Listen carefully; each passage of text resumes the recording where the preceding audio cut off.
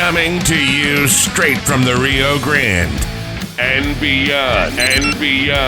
Broadcasting to the four corners of the globe. So grab your seat, your coffee, or your sundowner. Okay, everybody, here we go. On point, as always. This is Gloves Off. Gloves Off.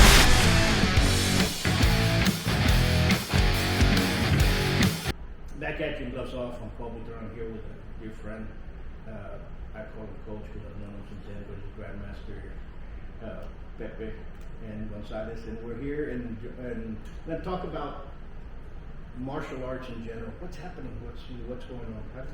Pretty good. Yourself? Good. Great to see you. Well, I've seen martial arts change in the last, even after COVID, where, I mean, I know that you know about blood and guts karate because I took you there, where it was just knockout, drag out, and if you got beat, it felt good, and if you won, it felt better. And now I see it going more to speed. The days I believe of where we used to just spar, and of course get hurt, get injured, which created, I believe, Created some tough guys. Yeah, that too. And it created a bunch of tough guys back there, and you had a different respect. Absolutely. But at the same time, that was beautiful, it was wonderful, I enjoyed it, but the window of opportunity was always so small, and that was kind of a negative thing. But I know you, I know me, I know pretty much everyone around us, they didn't care about that. That was not the issue. And now, the way I see it is there's less sparring, there's more drill. It's all drill. Some of the schools that I've gone to, and I go, you don't spar? No, we do drills. And then we apply those drills when we spar. Makes sense. It's kind of like studying for a test. You drill, and you're ready for the test, and let's go. So, and the thing that I kind of like about that, everything has advantage, disadvantage, right? Advantage, less injury. Disadvantage, no real Test. Yeah, because I still remember not drilling, but practicing, and going to my instructor's school, and he would always, practically every school would do this. If you walked in, it was not a challenge, but it was kind of and they would put you against the weakest student and the strongest student. And I still remember, O-line, new line, right? And he had one student there, and he was really good. And I know I taught you sweeps and takedowns, and he decides he wants to try to take me down. I think I was 37, so that's old for martial arts. And he sweeps me. And he was in shock afterwards because as I'm in midair, I flip over and punch him in the face. And he was like, "How did you do that?" And I go, "It's called experience, baby." That's what it's all about. A little history here. When I was in high school, I had just gotten in a fight. You were a teacher. Yeah. And where's Paul? Well, he's a vice principal office, getting paddled, and you came in there. What happened? And the first thing that came out was, "What happened? You fight? Did you win?" I go, "Yeah." And you said, "We're going to start that fight club." Yeah, we're going to start a fight club. We're going to start taking people to tournament. And that's what it was. And it was a different world because that's all we did was train for a tournament. It wasn't anything else as what was it for. It was more like test yourself against somebody else, test yourself against the other schools. And we had been in other arts, because I was around, and also with my uncle, which you know very well, was the teacher of Jimmy Sandoval and everything. Yeah. It's Chapa, Chilo Chapa, and all those. In fact, he taught Johnny also. Yeah. And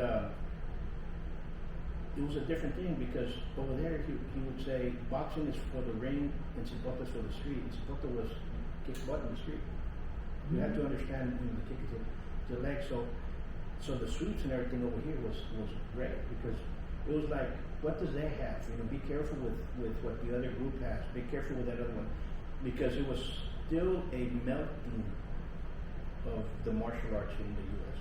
Mm-hmm. A lot of the karates were already here. A lot of the Korean, a lot of the Chinese, a lot of the Japanese were here. A lot of other arts were around. The kickboxing, which is known in Europe as American boxing, the PK was going on. Yeah. We had people like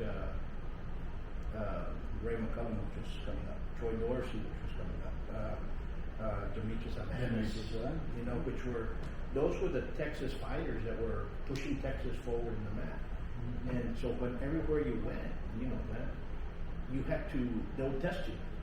You're from Texas, you're going to find out if you're for real or for not. Yeah. And it is true what you say. You go visit a school, and it was a test. Yeah. It was like you're going to get beat up, and that resonated because I knew that here. I knew that in Dallas, and when I went to France, well, being American in the French art and having teaching over there, they tested you. They tested you, and I'm very proud to say, the respect's still there, and that's what's changed. That type of respect. You gain respect because you could throw. Now it's kind of like you have to give me respect. Yeah. What have you done? Nothing. What you know what I'm saying? Yeah, exactly. I had a ex-student. He came. He says, "I want you to teach me. I want to be good. I want to this." And I go, "Who doesn't?" I said, "That'd be great. Let's go." So sure enough, he goes to a couple of tournaments, about a year, wins in a bunch of them, and then we go to a major tournament, and I'm there watching because we have several in different rings. And he stands next to me and goes, "I know what you feel." And I'm like, "What are you talking about?" He goes, "I know what it feels to be a big fish in a small pond." And I'm like, okay. Because I don't even consider myself a big fish. There's guys that make me look like nothing. Yes, I have experience, but let me tell you. There's guys that I've seen that you're like, holy cow, what did I get myself into? And you have to, and you have to realize, and people have to realize that, back then, it was the father took you to the martial arts school. Mm-hmm. It was the father, you got beat up, and he's going to take you to the baddest person in town for you to learn how to fight. Yeah. That was it. If you were, and then that was in the 80s you saw that. Yeah. The 90s you saw that, but mid 90s kind of started changing. It sure did. The moms would bring in the kids. Mm-hmm. And now they don't even bring them. They just call them, how much is your class? Yes. You're like, and they don't show up. And they don't show up because they're, so-and-so has this, okay, I'm going to go, And they would tell you, over there it's this much and this much. Well, okay, go over there. And I'm like, okay, whatever. And I have no quarrel in actually referring somebody. I got the other day I had a guy that comes in and goes, I want to learn for the ring. I'm not teaching anybody for the ring. You want to learn boxing? I'll send you to a boxing club. They're going to take you to the ring. Mm-hmm. In fact, I'll call them right now and I'll tell them that you're going to go over there. And I did just that. The guys over there happy as can be. Why? Because they expect something that's not going to be fulfilled. And then all of a sudden, so-and-so lied to me. No. How about I just send you off right away? You want to learn the tournament fighting? I'm going to send them straight for you. And I've done it in the past, Mm-hmm. You want to go tournaments? Here's where you should go. Why? Because I know that it's going to be taken care of properly. They're going to be taught properly for the tournament. Yeah. You're just not going to be thrown in there and you're like, who cares? Oh yeah, and then your parent takes you and the parent goes and he's the one that's in the coach and where's your coach? Where's your second? Goes out. You know what I'm saying? Exactly. Back then, you were there right there. You were right there in the corner, whether we won or we lost. We won a lot of them, and I still remember the guys that were with us. We used to be a team. It was Freddie, Mono, and Lico. Yeah, Rene, Lico, and Mono, and then me, and that's what we did. And we used to do it all the time. And then I brought in Santiago. I don't know what I referenced. I remember. Yes, I became in Homeland Security. But you know what I see, and I don't see it in other places, but I see it here in Laredo. It's that envious thing. Big time. Why? Where did it start? How did it come up?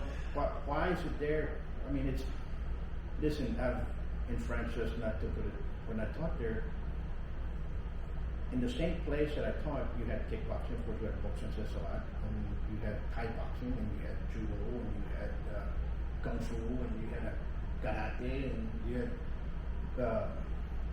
Token Shinkai. It's very popular over there. And if somebody of them went to a tournament, everybody was there cheering them on if they were going to be champions. Yeah. You know what I'm saying? And vice versa. You know, you got sparring. Hey, these guys didn't know, but the guy with Kyo guy was going to in there and into the ring, put on some gloves and help you out sparring because you can. You know what I mean? Nobody cared. There was no. Yep. The ego, I think, is the main problem or the main issue, I would say. But I have noticed, even in the last month, when I guess I'll call them dojo wars, right? Where, don't go to that guy because I don't like him. Just because you don't, I try to tell people that are already long in the tooth like myself, that, like for example, Fernando Leon. We made contact about 2 years ago again, and we started going to different black belt meetings and stuff like that. And out of the blue, he just tells me, he goes, "Do you know I've always admired you?" I'm like, "Why?" And he goes, "You don't remember, do you?" I said, "No, what are you telling me?" Well, I'm gonna make this story short. I go to karate class. I'm a teenager, 16 maybe, and I see him sitting at the steps of the karate school. I go in, take my class, I come out, he's still there. And he looks like he's got alligator tears. And I go, I bet you his parents forgot. So I go, "I know." He goes, Fernando, yes. I go, "Your parents coming for you?" And I go, "Do you know where you live?" He goes, "Yes." "Let's go. Get in my car." So I had my parents' car, I didn't have a car. So I put him in my parents' car and take him home. And so we're going, I think, to Victoria, Texas. Years later, he tells me, he goes, "Grandmaster, do you remember that day?" I said, "Yeah." He goes, "From that day on, I thought there was God and it was you." And I'm like, "Hey." So my thing, and I believe this, I feel you have it. How am I going to make an impact on people? And I told Fernando, I said, a lot of people may not like it. I don't have that problem. That's somebody else's problem. That's your problem. And I try to teach him this. I said, "Look, man, if you don't like this guy, and you see me talking, or if I don't like that guy and I see you talking to him, I don't care that. That's your problem, not mine. We're not going to do the little, what do you kid thing?" Yeah, that he said, she said. I mean, and that stuff, and it was so profound because you see that here, and you're like, "Hey, man, get off." The other day I was talking to several of them, and I didn't bring it up, and I said, "Don't you guys realize that you guys aren't on the mat?" I go, 90% of the men right here in this town will get beat up by a 13, 14, 15, 16-year-old teen that goes in rage. So you guys better start training. Yeah. I go, they'll beat you up. The street's pretty bad. And how are you going to do that? You guys are never training. You have to hit the mat. You have to train. So that's what happens. And we have so many kids that back then, now I'm not saying that they're bad kids because they're good kids, but if you get an enraged kid that's from the street, you got trouble. Yeah. Oh yeah. You got trouble. I mean, and then let's say there's two. Yeah. You get in a world of hurt real quick, and I knew that back then. I proved it back then, and it's going to be proven now. And it was a different time. Mm-hmm. Yeah, it was. It was a different time, and we never back then. You had schools that were like little ganguita, and they would walk around and they beat up one guy 4 against 1. You're like, really? I'm not patting myself on the shoulder or anything like that, but back then it was kind of like if you had beef with somebody, you walked someplace and you had settled it out and get back in. Sometimes it became your best friend. You know what I'm saying? Mm-hmm. And sometimes that's just the way it is. But now you don't have that. So people now are being very, how can I say, they're being strangled with their emotions, and those emotions are being locked up, and there's a lot of anger, and that snaps, and you have a world of hurt. Yes, I try to teach things like, aside from how to defend yourself, stuff like that, I teach them things like, he who angers you controls you. Do you like to be controlled by somebody else? And they're like, no. And well, it's because I'm angry at my parents, and I go, I'm glad you said that. And they go, why are you glad I said that? I said, I don't have parents. I can't get angry at them. God, you're so lucky. And they go, well, I never looked at it that way. And I go, yeah. I go, you can at least get mad at them. I can't get mad at mine. Yeah, you're absolutely correct. Schools are different. Back then, whether they were picking on you and bullying and what have you, that's always been a pet peeve. Was that we always protected those that were being bullied. Yeah, absolutely. And then you end up in a fine for somebody that you were protecting because they were being bullied. They fine then but they'll paddle you. Now, if they're bullying you and you defend yourself, whoop, you're gone out. You're gone. You're gone, and it's your fault because you defended yourself. You're like, what? Yeah, That's how you get your shooters and your crazies, that type of stuff. Yeah. And I mean, it was a different realm. I had a kid this year. I'm a retired teacher and coach, obviously, but they still call me back to teach. They ask me to coach all the time, so I'm not going to do it anymore. It's just too much. I don't want to do it anymore. Well, anyway, I had this one kid this year in the spring. Big guy, these guys big. But those guys, like yourself, you're not tall, but you're strong. And I know that one, you'll hurt somebody bad, okay? So I have this big kid, 9th grader, and this other kid keeps picking him. And I tell him, there's going to have to come a time that you have to stop. And he looked at me and he goes, really, sir? And I go, well, I wouldn't let that happen to me, and I'm not as big as you. And that's a big little guy that's just, he knows, but you're not going to do anything. Well, I lit a fire under him because the guy, right in front of my room, the guy picks a fight on him, and boom, drops him. Guess who ends up in trouble? He does. He does, because he dropped him. So I have to go talk for him, and I go, look, man, he was defending himself. I'm sorry, these are the rules. He's going to go to... Step Academy. Yeah, Step Academy. So he's there. He comes back like the last month. Kid's super smart. And I teach biology, so you have to pass the state exam. I told him, you know what, man? I go feel bad that I feel like it was my fault. He goes, no, sir. He deserved it. I go, well, no doubt about that. But I told him, you know what? I'm going to go against the rules. You don't have to do anything the rest of the year. I'm going to pass him. I go, I admire you for doing what was right. Well, sure enough, he passes the STAR test, still passes my class, and before he leaves, the last day of school, he goes, sir, can I tell you something? You won't get mad? No. He goes, when I first met you, I didn't like you. I go, why? You didn't even know me. He goes, I don't know. I just didn't think we'd get along. Sir, you're my best friend. And I go, yeah, that's what it is,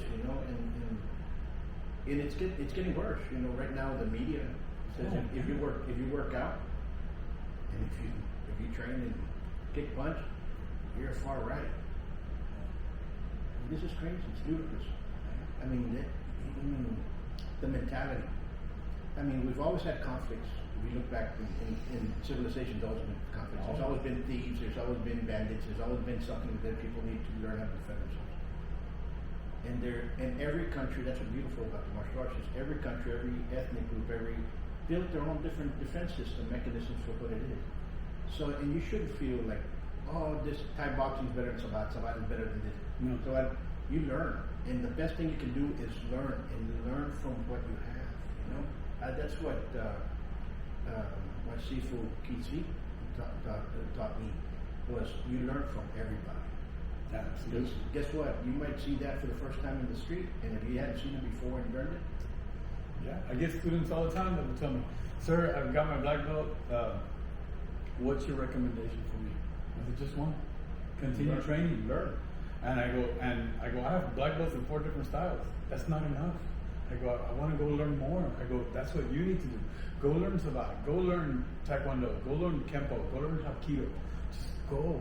And they go, at one time I had 4 students that said, we're going to still keep coming to class, but we're going to go train other stuff. Do it. Do it now. And that was unheard of in the past. No, you couldn't do that. You couldn't even go work out because they didn't like you. And you couldn't. Like, really? Yeah. One of my best friends was Jerry Sepulveda. Yeah, Richie Martinez. You remember that? I know those guys. And then they'll tell us, you come from you're training with your uncle. You can't come to and train. Well, he's my best friend, man. So what's your problem, bro? You know what I'm saying? Yeah, Until finally they respected that. But that's what happens. There's rivalries, okay. You can have rivalries if it's in the same sport.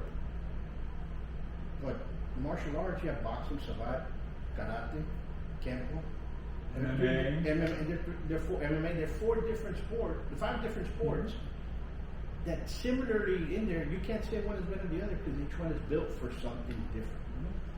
You have tournament fighting. You have schools that dedicate for that. And if you want to do that, do it by the best one. Go search the best guy that teaches it and do it and become the best. That's what it is. You want to go in the ring? What kind of ring do you want to do? You want MMA? Go to a school that does that completely and is doing that. Don't go to a school, a kick punch school that's thinking they do that. No. You're not going to happen. You want to go boxing? Go to a real boxing gym, not somebody that's just teaching boxing, you know? Want to do salat? Go to a salat school. Want to do capoeira? Just don't get somebody just mimic something out of YouTube and puts on different belts and says, I know it all because that ain't like that. Yeah. At one time, I had a guy, a dear friend of mine. He got a black belt in Aikido, sorry. And he asked me, hey, I can't afford these rents. Laredo's crazy. And I go, you really want to teach Aikido? He goes, absolutely. Right for me. So that I go, I don't teach these days. Are they good for you? Yeah. So he was with me for about 4 or 5 years. Then I've observed there's two things as a martial artist we can never compete in: drugs and girls. When you fall in love, it's over. And don't get me wrong, I love the girl I married, but I think she had the foresight to say, I'm gonna let him do his karate. You know, and some I've had friends that get married and their wives tell them, you're not doing karate. Oh, yeah. The girlfriend secret? That's it. And you know, you see that? But that's why in boxing they used to tell you no women when you're training. Yeah. It wasn't because of anything else. Your power was going to go down. Your mind was going to be somewhere else. Yeah. And what happens is that I've had guys that were going for state in Golden Gloves, and they won't show up because their girlfriend told them not to come. Yeah. And I go, and then the tournament's over. Then they come back and they say, "Oh, can you train me for it?" No, it's gone. Man. Yeah. You missed. Go somewhere else. You know, you can't. You know, people need to understand that we as men, we have to not only provide in the future, right? Yeah. You're growing up, you have to learn how to provide. That's why you go to school.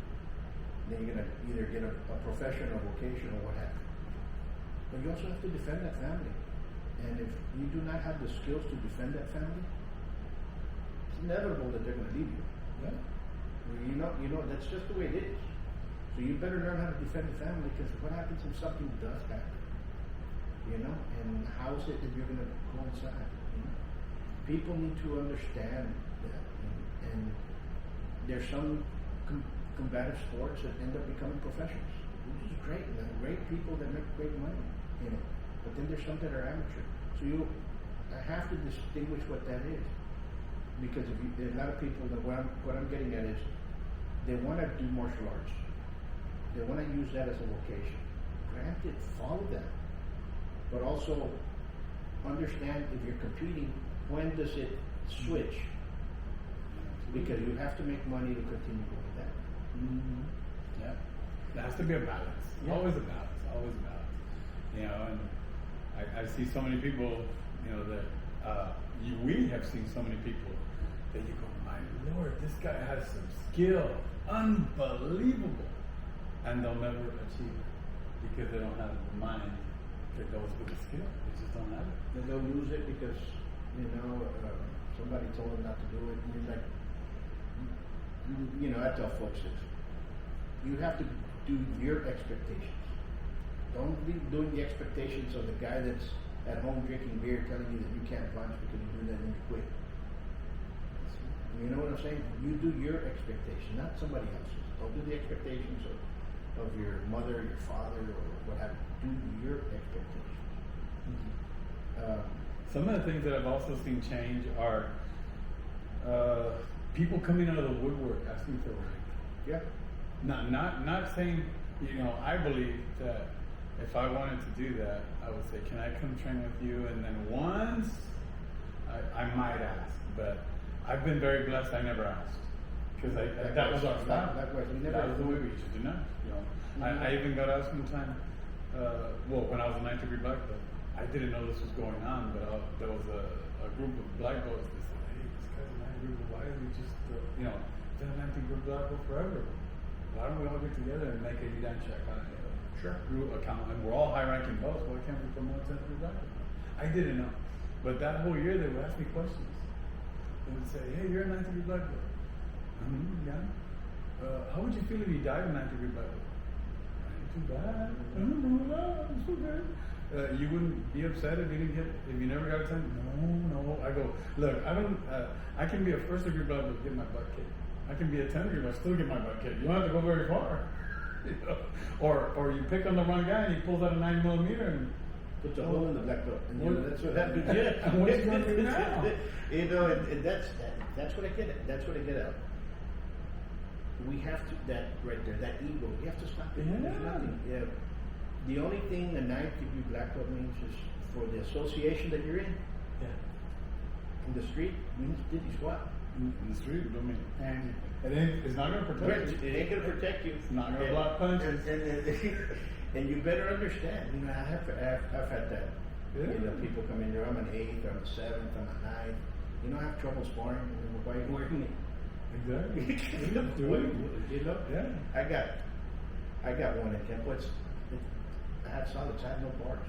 You know, I was ranked by Jeff Dukes and Tommy Burks and those guys about 3 years ago, 3-4 years ago. My son, in fact, my son. Funny thing is, I've always said you have to be 17 to be. I agree. And you can't have young. There's a level of maturity, there's a level of things, and I understand. At 17 years old, you can go defend our country. You should be able to do that. Yeah. Okay. He came here. He started with Frank Tueco. Started at the age of 5. He went with Frank, and I call Frank a little more like my brother. And he was purple. He was purple for a long time. Mm-hmm. He went through the whole thing that he should be, and he was brown third for 2-3 years. And I go, you have to learn. And in Temple, you have to learn the whole system. When you show up, you have to learn it from what the curriculum is. You have to show. Because I don't know what test. And then Jeff and everybody, how come he's not? Why don't we test him here? If he's supposed to be 17 in September, it's June. Why don't we test him now? We're 2 months away. If you guys want to do that, you guys go right ahead. Mm-hmm. Okay, you guys are senior, you guys go right ahead. They did. He went and I said, well, you know, but the ironic thing is that he ended up being my first black belt. Oh, cool. Okay. I know, and I have two belts. I got the belt, the original belt that my Sifu gave me. Well, that's yours. I said, I still have Frank's. I have no bars whatsoever. And I said, the next one that gets it, I'll give him Frank's. And then I won't worry about it. And I said, let's go forward. Yeah. And it takes time. It takes that presence, you know, why you're doing it, why are you doing it, where are you going. People don't understand that it's not you're passing on black. You're passing on a tradition that's been passed on from a teacher, from another teacher, and so on and so forth. And for many people, they want to be up here, but no, you have to level it up. Mm-hmm. You know, there's systems that they only go to 5 in Japan. You got people wearing 10s, and you're like, yep. Since when did that have a 10? The highest is 5. Speaking of that, another change that I noticed was Pat Burleson. We both know him. Sure. And the guy, I don't know if you know a guy named Raul Vasquez. I've heard of him. He's competed here many times. I was a little kid. I used to love to watch him, and I used to call him the guitar man because when he would talk, he looked like a strumming guitar. Well, anyway, he comes and looks me up and he says, "Hey, I don't know how many years ago now, but I know it's pre-COVID, way before that." And he asked me, "Would you be willing to be part of an organization?" And I said, "Well, what organization are you talking about?" He goes, "South Texas Karate Black Belt Association." I said, "Okay, and what's that going to do?" He goes, "I was talking with Pat Burleson and I asked him how come he ignores." He goes, "I asked him with all respect." And I said, "Okay, I mean, he deserves it. Okay. Everybody knows him." And he says, he pretty much looks at people from San Antonio up to Dallas. Yep. But he ignores everybody else from San Antonio down. And I asked him if I could, look up for people there. And he's not so. So he started the South Texas Karate Black Belt. Asked me about being a member. I said, sure. And I've been a member for quite some time. And it's a service organization. He doesn't believe. I don't know if you've heard of organizations that would say, "Hey, I want something to be back up. Give me $5,000." Oh yeah, I know a lot of them. Yeah, and he goes, "We're not going to charge for anything. I am trying to get black belts of all different styles, so that way, if Joe Gonzalez comes, he goes to us and he says, "Hey, my instructor passed away. My instructor moved away. There's no other karate. How can I continue advancing my martial arts?" And we can hopefully find a way to help him. And I go, "Sounds great. I'll do it." And we've been able to help some people, but at the same time, some people see it as I had one guy tell me, he's a first degree black belt. He goes, "Can I go to your organization and become a third or fifth?" And I'm like, "Why don't you just go to 10th right now? Why are you wasting time? Put a pie." And I just send him to the wall. I go, "Oh, you know what? You deal with this because I'm going to tell him no, and I don't want to get him upset, and blah blah blah blah blah." You know, and I've always I appreciate him because he's always respected the fact that he'll tell me, "Hey, this one guy, you know, he's a pretty good guy, what I've seen." And I go, "Well, you see one side, I see another. So if you want to promote him, I agree. Go ahead and do it. But can I reserve the right not to sign that certificate? Is that okay with you?" I'm not saying I don't want to get a certificate. I would just prefer not to. You know, there's guys that I would jump at the chance to put my name on their certificate. Sure. But there's some guys I won't. I just feel that way. You know, and those associations are great for that because there's a lot of people that have been left behind. Been left behind for whatever reason. And speaking of that, I can't remember the lady's name, but I'll never forget her because she's from Corpus Christi. And she had the most interesting style I'd never heard of. And you think, both of us being long in the two, we've heard it all. I'm like, what's that? So I got to ask her, we're going to meet again in August, and I'm going to ask her, "Hey, what did you style again?" Well, in her style, they only go up to 9th degree black. And when she was testing for 5th, and I'm on the testing board, I'm looking at her, you can ask questions. There's a question answer, and I go, "Ma'am, how come you don't have a 10th degree black? There's none of your strong." She goes, "No, we reserve that one for God." I'm like, "Interesting. I like that answer. It's an answer. I think that's great. Good for you." You know, and then, you know, sometimes we can see the bad in it because somebody else could be a first degree black belt, and you ask him questions like, "How come? Where's your instructor?" "Oh, him and I don't talk anymore." "Oh, wow, here we go." You know, but okay, so then what is it that, you know, dig a little deeper. What is it that you want from us? "Oh, I'd like to be promoted to 5th degree." "Oh, what happened to second, third, fourth?" Fifth. We're gonna up to the 4th, and you would have. Yeah, no, and then the other ones that I get these a lot. When you come in there, they say, "Well, I could have been a black belt, but there's politics involved, so I'm so good for the school." And where do you come from? What school? Let me call them. See what, you know, because it was like you. We know all I know everybody. Let me call them and see if it's for real. Then you find out they owe money, and you know, like, here you go. Yeah, you know, so you're like, and the positive thing that can come from that, I always try to see the positive, and I was totally amazed with this one lady because I found out she was a professor at Texas A&M Corpus Christi, and she's an English major, and we get to talking, and I know you're very knowledgeable because of your education. We're not talking about martial arts. We're talking about education. They're both education, but you know, I hope you know what I mean. Sure. Well, she's in education. She's a professor, and one of the things that I remember that I still appreciate from the college that I graduated from, Texas A&M University, the one professor told me, "You need to publish." And as I'm getting older, I'm thinking about it more and more and more. you should. And she says, and just talking, she says, "I'm a writer." I said, "Oh man, you know what?" I go, "One of my professors told me this, 40 years ago. And it's always been in the back of my mind." And she just, "Why don't you do it? I'll be glad to help you."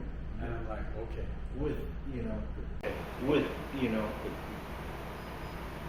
It's very interesting that you're talking to them because you need to know that you have to publish. Yeah. You have to. I mean, aside from the fact of just publishing and getting knowledge out there, was it legitimized? I don't know if that's the word, but wouldn't you like to? There's two things that I know kept with me from university. One was, how do you want to be remembered on your 85th birthday? How do you want to be remembered? You know, you're there at your 85th birthday party, people are there, what are they thinking of you? What impact did you have on that? You know, do they have a negative? I'm just here because he's 85 and I hope he dies or whatever, you know. Yeah. I'm honored to be here. You know, which one would you prefer? You know, that's a good analogy. When I tell this to the kids now, the guys that are here. Now, you guys are 20 years old. How will your 40-year-old think about you now? Exactly. And how would your 60-year-old think about your 40-year-old now? Yeah, I'm going to be 55. I mean, I've known you since I was 13. You know, that's quite a while. And so, you know what I'm saying? 40 years. And then you look at it and you go like, how am I going to be at 70 and remember 55-year-old Paul? You know what I'm saying? Was he doing the right thing? Did he do right? Did he mess up? And now, guess what? Now he's over here. You know what I mean? So you have to look at certain things and analyze them that way. But people don't. People's heroes are, you know, they're something that's fictional. That's one of the things that makes me, that's been happening a lot lately this year. I had one young man, well, not young man, everybody's younger than me, right? And he tells me, do you remember this guy? And I said, yes. He's the first black belt I ever promoted. I thought he was kind of arrogant. I go, really? You thought that? Interesting. And then he'll go, because this happened. Yeah, what was his name? No, it was another guy. And this guy tells me, in fact, it was like last month, he goes, I think he was kind of arrogant, don't you think? And I go, well, yeah, I guess you could say that, but can I tell him what he thinks of you? Can I tell you what he thinks of you? He goes, you have something to say about me? He goes, yeah. And he goes, I just want to teach you about impact. I go, you're my friend, but I think you need to learn this. Because you think he's arrogant, right? I go, yeah. He goes, he thinks the world. What? I go, yeah. He thinks to him, and I didn't ask him, he just brought it up. He goes, do you remember this guy? And I said, yeah. I owe him my life. And I'm looking at him like, what? Well, I want to hear this story. Yeah. You know, he told me, he goes, I was at a tournament. You couldn't go. So I was there. I said, I'm going to go by myself. Well, I dislocated my big toe. And the toe's supposed to be like this, and it's pointing over here. And he came up to me, and he says, you're having trouble putting on your shoe? He goes, yes, I can. Look at my toe. I'm like, I don't know what to do. He goes, you take it off. He goes, that guy that I didn't even like back then took me to the hospital. Isn't that martial arts? That's what it's all about. You know, a compadre of mine, and you know him very well, is the Judge Pepe Salinas. Yes. My son's godfather. And we were at a tournament in Austin. We all could come back, and we were coming back. I forget it was me, Mono, his father couldn't take him, Santiago, we were the three that went over there, and Lico maybe. And we were driving back with, he was also a biology teacher, Mr. Martinez, he ended up Luis. He became a pharmacist, okay? And the car broke down. Y era noche, it was Sunday, and there were no cell phones or nothing. And who pulls up right behind?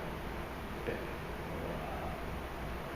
And Pepe said, hey guys, you know, this look through, and he goes, if they had TVs or something, and they called and they get help, and goes, no, but we need to get these guys back to the radio. Goes, let me hear this yell. So Pepe was the one that brought it back. You know what I'm saying? And ever since then, we've had that friendship with Pepe. Yeah. And you know, a lot of people don't know he was also a black belt. Yeah, he's a black belt to Sal. And to Sal, and great individual. You know, and that's the type of care that you want. Yeah, absolutely. And like I tell you, from that university, that was my big impact. When that professor told me, "How do you want to be remembered?" I'm like, I got a lot of work to do because I wasn't the best kid in the world. I did a lot of bad things. I got to fix this. You know, they say that when you die, I don't know how true this is, but they say when you die that God's going to sit next to you and show you a video of all the bad things. I have a feeling mine's going to be a double feature, and I'm going to go, that was not my, okay, it really was my idea. It was. So luckily, I think like I'll bring up my brother. Death is death. There's nothing you can do about it. We're all gonna meet it one day. And I would talk to him and talk to him and talk to him, and he just no entendía. And I would tell him, look, man, because he got real sick, and they told me he had 8 months to live, and he was being awful to everybody. And so I called him up and I said, hey man, you need to stop. Ah, who are you? He starts cussing me out. You know, guy talk. You know how we talk. And so I said, ¿sabes qué? I'll pay. He lived in San Antonio. Picked him up, took him to his favorite restaurant, Mexican restaurant. And we're sitting there. I go, this might be our last conversation. You know that? He goes, yeah. I go, you need to stop, man. I go, you have no idea how lucky you are. And he goes, I'm gonna die in 8 months. And I go, can I let you in on a little secret? He goes, yeah. I go, we're all gonna die. I don't know. I might be too. You never know. That's what I tell you. You're absolutely correct. Appreciate everybody that's around. Yeah. And I keep telling people, smile, man. Smile. And when you go out there, smile with people, because that smile might brighten that person's day. Because you don't know what their battles they're going through. Exactly. You know what I'm saying? And you have no clue what they're going through, what might be worse than what you're going through. You open the door, be courteous to somebody. That's what it's all about. Mm-hmm. Yeah. I wish I had this mentality. Don't get me wrong. I always want to win. I don't care if it's tiddlywinks. So I'm at the U.S. Open this summer, and I got coaxed into competing by my students. They go, yeah, I haven't seen you compete. I go, you don't want to see an old man compete. And they go, no, come on. So I said, okay. So I trained for it, and I went over there, and I said, before I'm up, I told them, look, man, I'm just going to do kata. I'm not going to spar, because if I try to kick you today, what's today? Monday? Or Wednesday? I won't hit you till Saturday. That's how slow I am. I'm just going to do karate to defend myself. That's about it. Point sparring ain't going to work. So we're all there, and there are people from all over the world. Venezuela, Honduras, San Salvador, Africa, Michigan, New York, Texas, you know, and stuff like that, right? So they call us up, and I do my kata. I thought I did it well. But before I said, hey, where are you from? Hey, where are you from? And I could tell everybody was nervous. And I was like, I'm not gonna be nervous. I'm just gonna enjoy it. So I did. And the guy from Venezuela, after I did my kata, he goes, you won. And I go, how do you know? He goes, that was good. And I said, thank you, I appreciate that. Scores aren't out yet. So then finally they start, you know, we all do our kata, then they're gonna give you the scores, right? And they call me up. First score, 9.99. I go, cool. The next score, 9.96. Ooh. And the next score, 9.94. Ooh. I said, it's okay. I don't care. So then afterwards, they all came up to me and says, I would have been upset with you. I go, why? And I go, I was the horse. And they go, what do you mean horse? And I go, I'll ask you a question. When a horse is running a race, does he know he's running? He goes, no. So why does the horse run? Because he loves to. That's all I wanted to do, just have fun. I met you guys. After it was all over, they asked me for my card. I gave it to them. Yeah, absolutely. You make, you know, and you make friends and people like that all over the place you go to. There's always a commonality. Mm-hmm. And going back to what we're talking about, the ego and the envy, is, and if you don't break that, you're going to go somewhere else. You're not going to make new friends. Yeah. You're going to have that same blockage that's in there. Mm-hmm. Like I said, don't let other people's expectations be what you're doing. Don't allow other people's pride and what they've started impact what you. Yeah, you have to enjoy the ride, and I really enjoyed it. I wish that you know, when I was younger, that I had that type of attitude. Obviously, I'm not gonna lie to you, I wanted to win, but it didn't bother me. Whereas before, if I lost, I would be upset at myself, you know, but not for the right reasons. You know what I mean? Yeah, and then it's absolutely, and that's the beauty of the arts. That's the beauty of them all. It doesn't matter what level of pugilism, where it's at, whatever you see, however you train, learn from it. Learn from it. Yeah.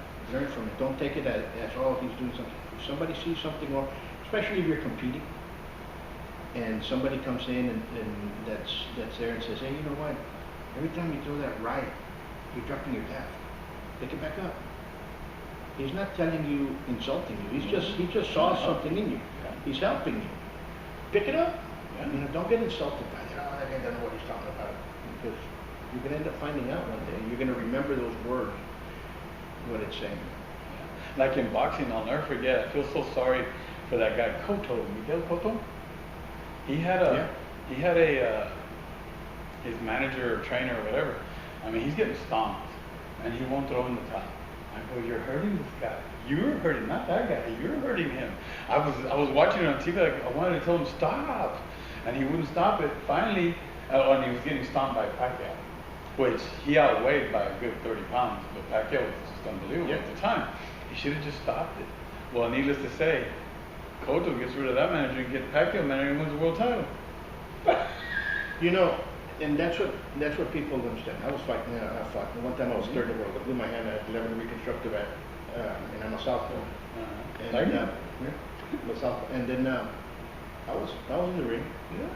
I heard somebody in the corner. Somebody tell me that the other guy he was dropping every time he would lift his leg. He would drop his hand. Bye with an overhead. Yeah. That's all you need. But you always have to have attentive ear. You have to pay attention to everybody that's there. Yeah. I'm here in the corner listening. Somebody else said that. I picked up with what that other person was saying.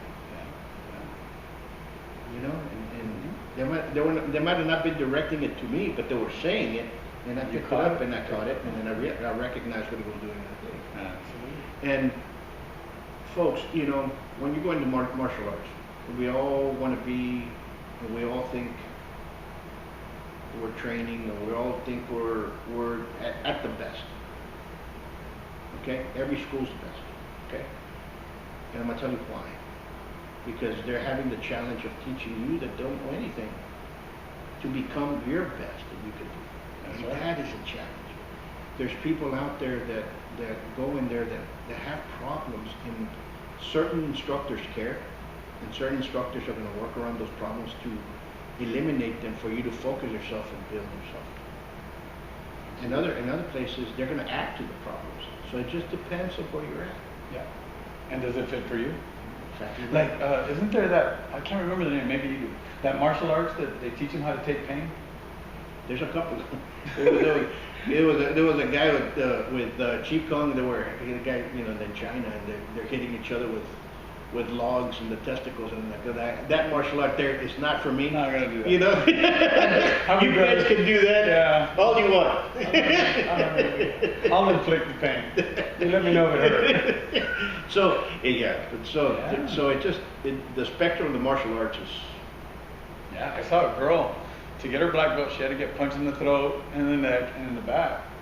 You know, at the same time. And I saw it, and I was like, I admire her. I wouldn't do it, but I'm glad. You know, hey, good for you. I'm not doing it. It exists.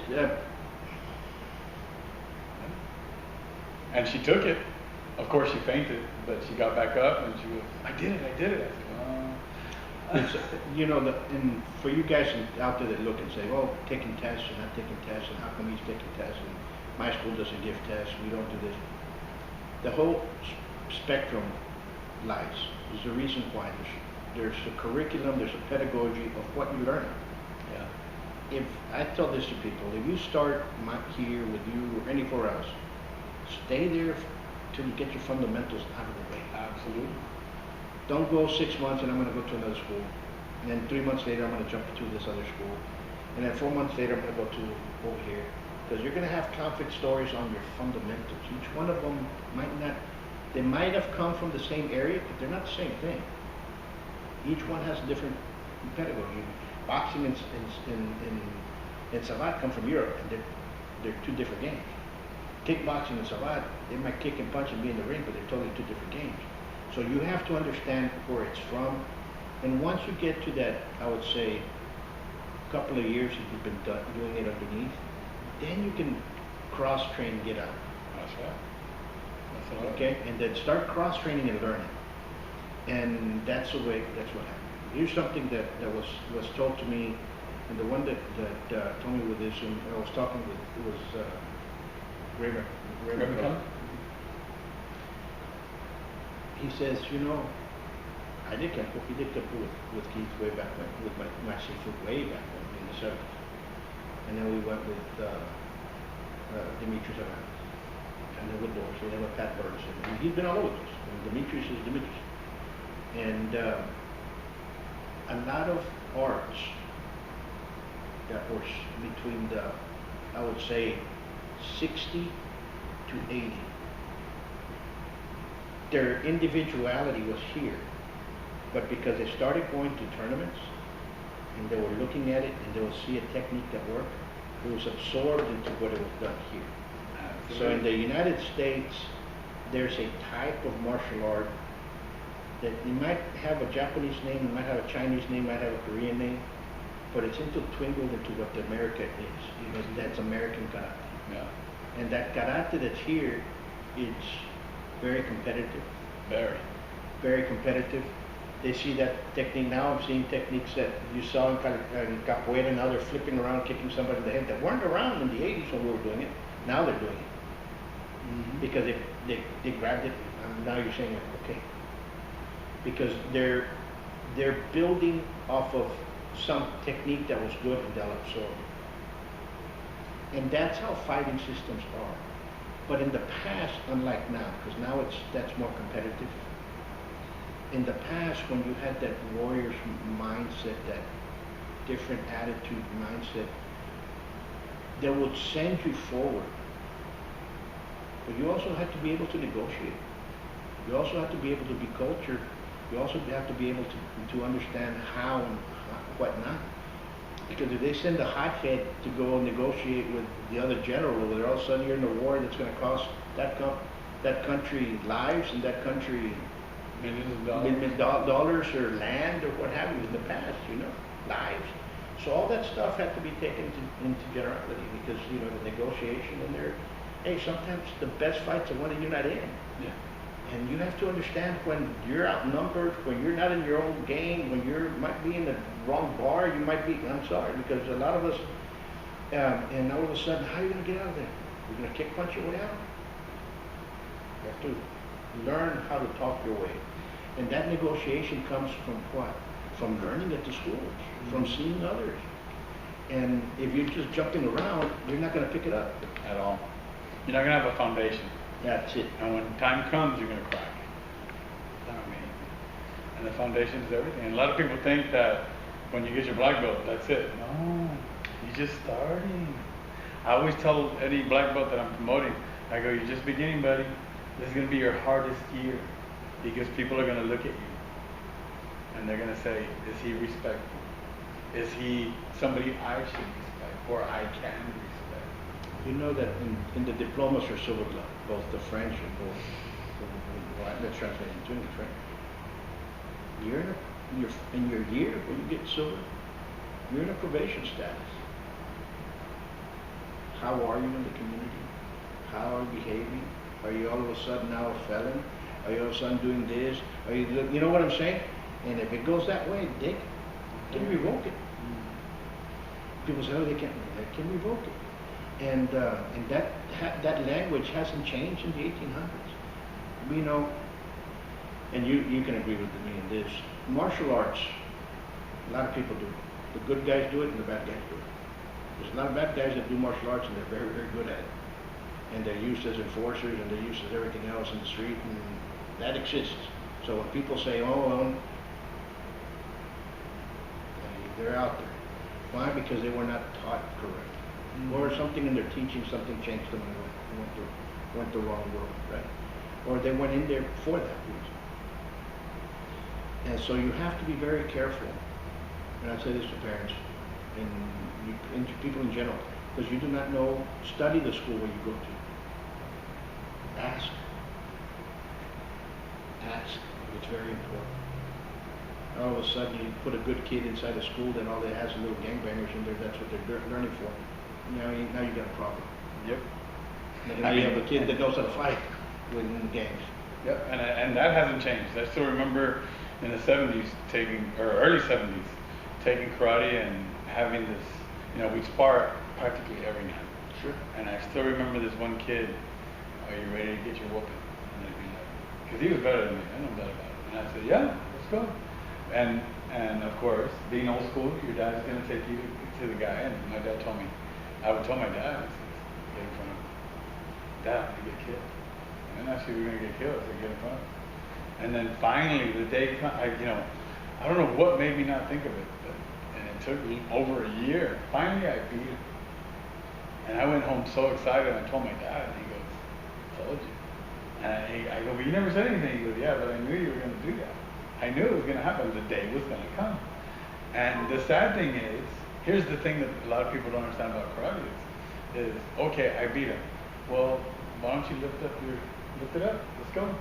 Yeah, raise it up a notch. No, the guy quit. You know, and that's where it comes from. Because, and you can have, remember, this is a school. You have bullies in all schools, in all levels. And the teacher has to squash the bully that's inside the school here. Here we have, hey, you know what, you don't like it? Stop your BS or out you go. And people need to understand that. También, you know, there's some teachers that allow it to happen. And that to me is being wrong. But that exists, like you said.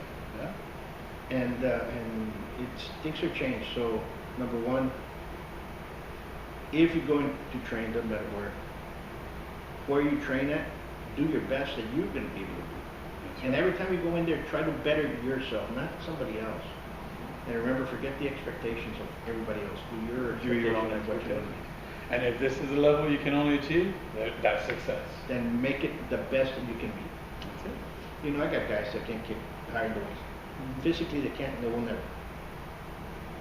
But you make sure that you can kick to the legs very, very good, because believe me, when you wear jeans, you're not going to be kicking to the head, the street. You're going to be kicking to the leg. So understand that. And it hurts. It hurts. When you're sparring and turning, you get whacked, you're like, oh, jeez. That's what it's about. Yeah. So that you kick and you kick and you kick and go. I'm sure you've seen videos where they do mixed martial arts and the guy kicks the guy's leg and he breaks his own leg. I'm like, oh yeah. But you know, I did a study on that, another one. It's the knee, how it gets to the side, put the knee. I don't think they're doing it on purpose. No. And the reason I know this is because my instructor, Patorel, he was an interesting individual. He was a part of RAD, which is the anti-terrorist police. He was underneath the brigadier in the anti-terrorist police. And he was to the day, he's a tough guy. He's in the 70s, and you know, he's one of those guys that he's still boxing and gloves on and popping people around. And he would show that technique. When you pivot, you put your leg out, because it's a lot, you kick the legs, and he goes, kicking you hard to the legs, do that, and watch what's going to happen. And your shin's going to go right there. And it's like punching a 45-degree angle, you're gonna break this down. And you see that more and more. I don't think they know it. And if they do, they're using it wisely. I just think it's just a accident of how they're kicking that's producing that. Yeah, the last, I'm not a Conor McGregor fan, but I saw his fight where he broke his leg. And he was saying, I didn't lose. And I go, yes, you did. You lost it. And here's the worst part.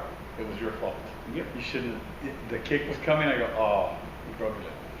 I go, he should have known it was coming, and the torque was there, and the guy turned and he caught it. And speed, of course. Sometimes it's hard to stop, and that's why he lost. Absolutely. That's what I tell folks. Like when you're driving a car and you hit a telephone pole's going to win Every time. And same thing. You know, folks, we're running out of time. And it was a great conversation. It was great to learn, because it's people of the same mentalities, and it's good that it's still here. I appreciate it. Thank you for spending your time. No, anytime. Folks, we're going to leave you with this. You guys stay safe, be safe, and God bless you all. Until next time. Peace.